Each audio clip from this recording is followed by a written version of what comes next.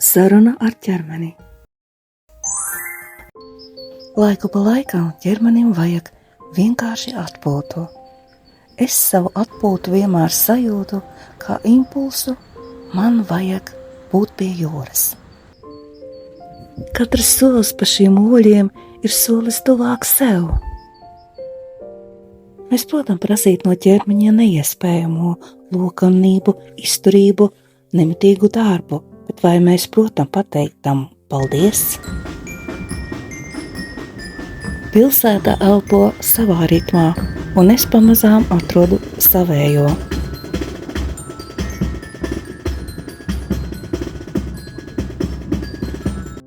Janvāris Anglijā mūs reti kad lutina.